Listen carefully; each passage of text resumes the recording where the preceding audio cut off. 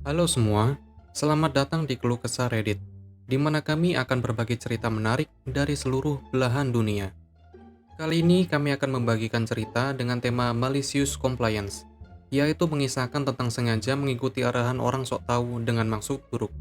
Berikut ceritanya.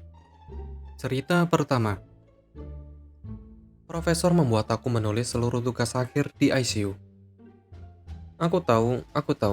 Judulnya terdengar intens, tetapi tidak mungkin aku bisa membuatnya kurang seperti clickbait, karena memang begitu adanya.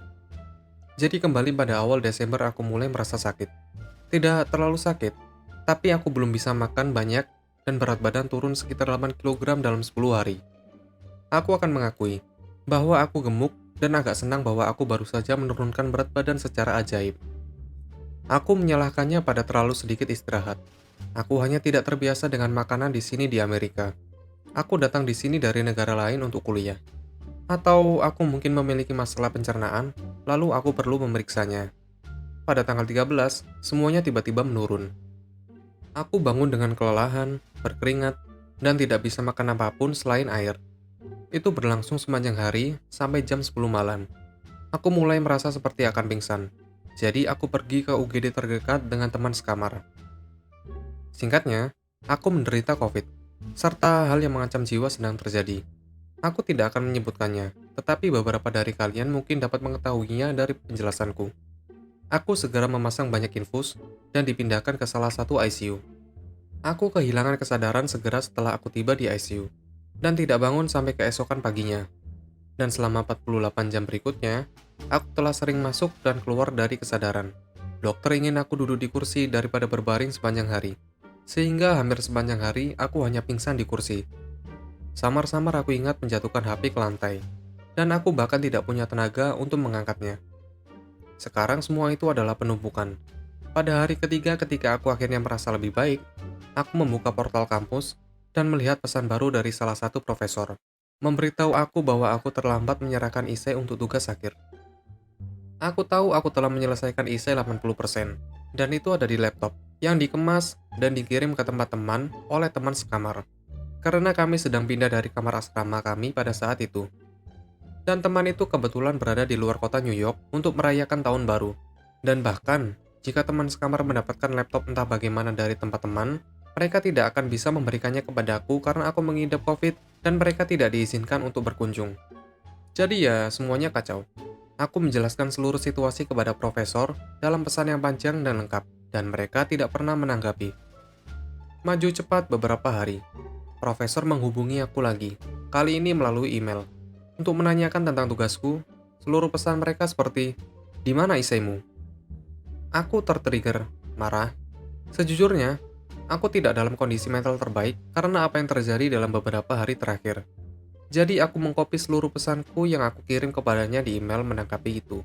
Kalau-kalau dia belum membacanya di situs portal kampus. Dia mengatakan sesuatu seperti, "Sayang sekali, karena itu telah ditugaskan 2 minggu yang lalu, dan kamu harus mengerjakannya saat itu." Bu, aku bisa menyelesaikannya sepenuhnya sebelum batas waktu.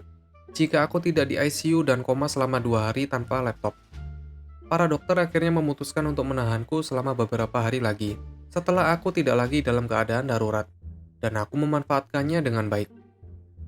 Aku meminta seikat kertas yang tentu saja mencantumkan nama rumah sakit di atasnya. Aku menulis seluruh isaiku lagi, dengan tangan pada mereka. Ketika kalian menulis teks yang sama untuk kedua kalinya, percayalah, itu menjadi jauh lebih mudah daripada yang pertama. Aku memastikan untuk menulis serapi mungkin, mencoba yang terbaik untuk membuat mereka bersalah dengan segala cara yang mungkin. Kemudian seperti yang aku janjikan dalam tanggapanku, aku memfotonya, memastikan bahwa aku tidak sengaja memasukkan tanganku yang bengkak dengan infus terpasang dan sedikit pakaian rumah sakit, dan mengirimkannya ke kampus.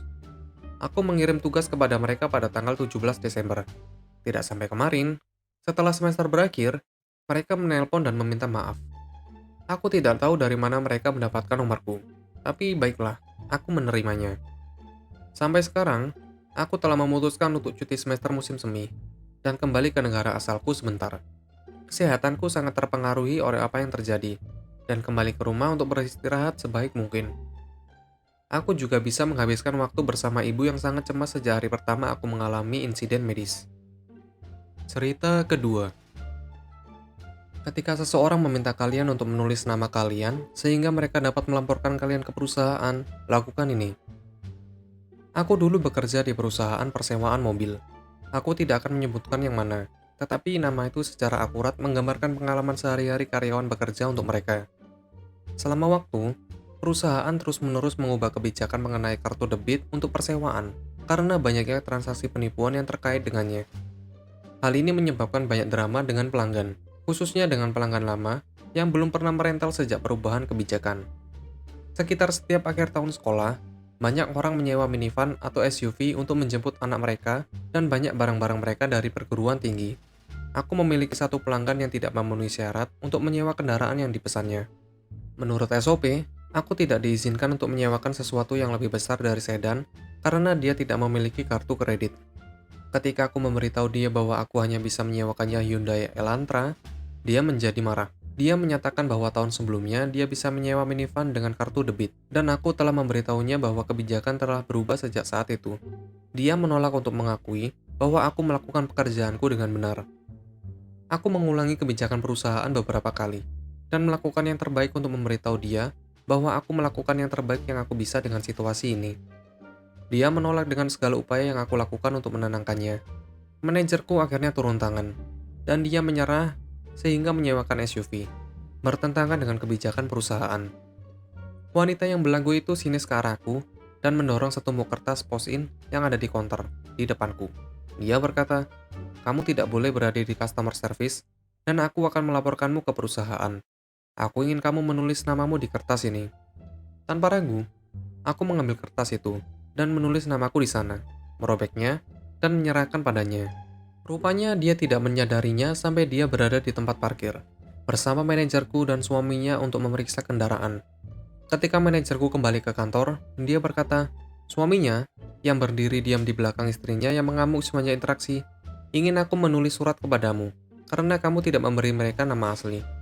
Lalu manajerku mulai tertawa dan berkata, tapi aku tidak akan melakukan apa-apa, karena kamu mengikuti kebijakan perusahaan, dan kamu melakukan persis seperti yang diminta wanita idiot itu.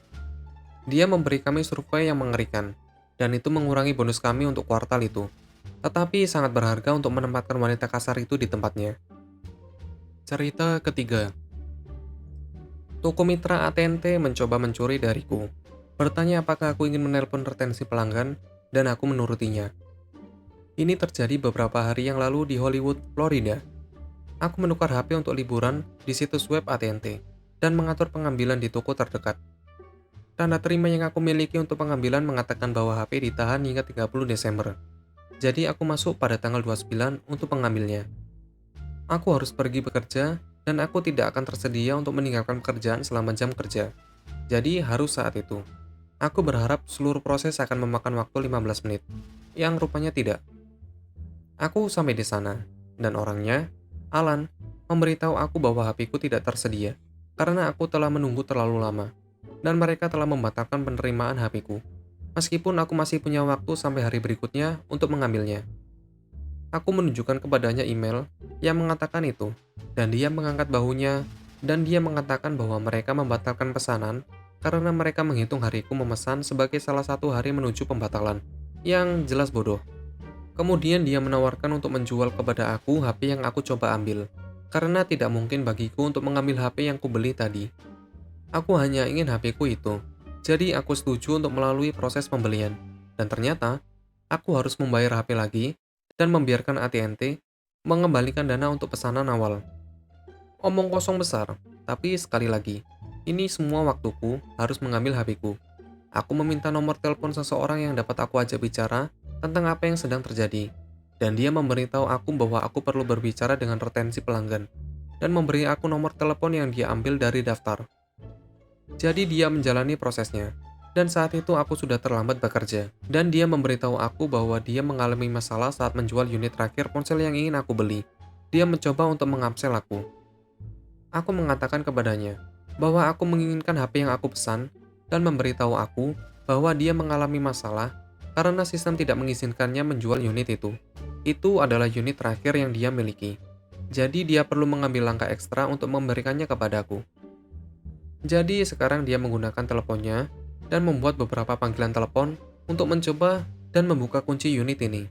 Sementara itu, dia meninggalkan aku cukup lama untuk mengetahui bahwa nomor telepon yang dia berikan kepadaku adalah omong kosong. Itu menyebabkan perpanjangan yang tidak berfungsi untuk AT&T, dan itu akan tetap ditahan. Aku searching ke Google dan menemukan ini dengan menemukan nomor telepon retensi pelanggan yang asli, lalu menelponnya. Jadi aku sekarang berbicara dengan spesialis retensi pelanggan yang asli, dan aku menjelaskan kepadanya apa yang terjadi melalui telepon. Pakar penyimpanan mengonfirmasi bahwa, ya, ponselku tersedia untuk diambil, dan belum dibatalkan. Sementara di teleponnya, aku bisa mendengar Alan berbicara dengan seseorang di AT&T, dan orang yang berbicara dengannya berkata melalui speakerphone, "Aku tidak akan mengizinkan Anda menjual telepon itu. Telepon itu ditahan sampai besok untuk pengambilan pelanggan." Jadi aku meminta orang di telepon Alan untuk mengulanginya dan mengkonfirmasi bahwa, ya, Alan mencoba menjual telepon yang sudah aku beli, dan ada di sana untuk mengambilnya. Kemudian aku bertanya kepada orang retensi pelanggan asli yang aku ajak bicara apakah dia mendengar komentar orang lain. Perwakilan retensi pelanggan asli mengonfirmasi bahwa dia mendengarkan apa yang dikatakan perwakilan AT&T lainnya, dan perwakilan retensi asli meminta aku untuk mengkonfirmasi nomor toko tempat aku berada dan nama orang yang aku ajak bicara. Pada saat itu, Alan, setelah menyadari bahwa aku sedang berbicara dengan retensi pelanggan asli, dan retensi mendengar semua yang dia coba lakukan dengan HP-ku, memberitahu aku untuk meninggalkan toko, dan memberitahu aku bahwa dia akan menelpon polisi jika aku tidak melakukannya. Perwakilan retensi pelanggan asli di telepon mendengar Alan mengusirku keluar dari toko. Jadi aku tidak membawa HP-ku hari itu, tetapi aku mengirimkannya ke rumahku keesokan harinya dengan UPS, yang sangat bagus. Dan aku dapat melakukan panggilan konferensi dengan manajer regional dari AT&T bersama dengan supervisor di retensi pelanggan, dan manajer untuk lokasi dealer pihak ketiga. Sementara spesialis retensi pelanggan mengkonfirmasi semua yang aku katakan kepada mereka. Aku memang tidak mendapatkan HP-ku hari itu, tetapi aku merusak karir orang yang mencoba mencuri dariku, dan itu lebih memuaskan. Begitulah ceritanya. Apabila kalian suka, kalian bisa like dan berkomentar di bawah. Jangan lupa subscribe untuk membantu channel ini.